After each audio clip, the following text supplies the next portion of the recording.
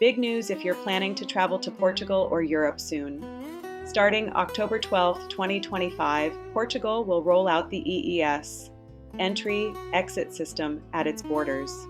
Today, I'll break down what it is, how it works, who it affects, and what you need to know before your next trip. Let's dive in.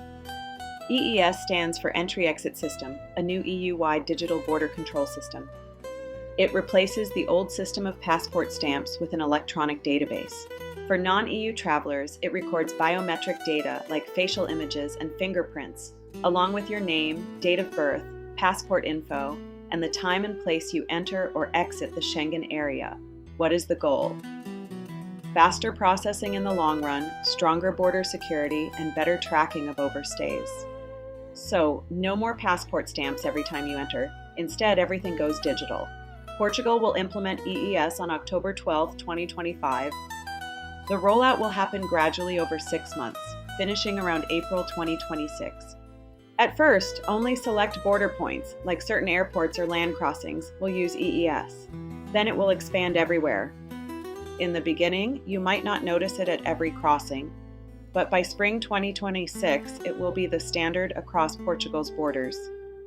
Affected travelers are visitors from non-EU, non-Schengen countries entering Portugal for short stays, up to 90 days within 180 days, and travelers with a short stay Schengen visa.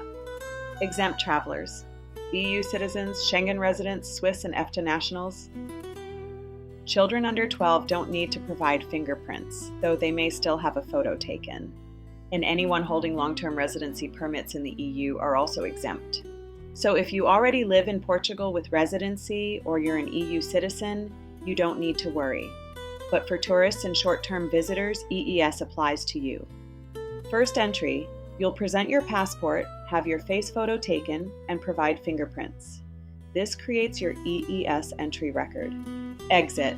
When you leave Portugal or the Schengen area, your departure is logged digitally. Next visits. On later trips, the system already has your data, so processing should be quicker. New passport? If you renew or change your passport, you'll need to re-enroll your biometrics. Authorities say the process will add just a few minutes to border checks. The biggest delays may happen at first, especially during peak travel times as everyone gets used to the new system. So expect your first entry with EES to take a little longer, but future trips should be smoother. Here's how to prepare for the entry-exit system. Allow extra time at border checks, especially during the rollout. Make sure your passport is valid and undamaged. If you are traveling with kids, remember children under 12 don't need fingerprints, just a photo. If you're renewing your passport soon, do it before your trip so you don't have to re-register right away.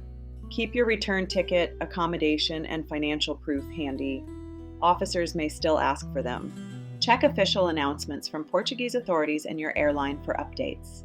EES is a big modernization step for EU border security. It should eventually make travel faster, safer, and more reliable. But in the first few months, expect some hiccups, especially at busy airports or land borders. Some travelers also raise concerns about privacy and storing biometrics, which will likely remain a hot topic across Europe. And that's it. Portugal starts rolling out the entry-exit system in October 2025, with full implementation by spring 2026.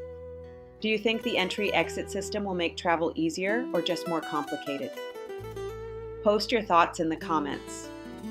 If you found this helpful, give this video a thumbs up, hit subscribe for more updates on living and traveling in Portugal. Thanks for watching, and I'll see you in the next video.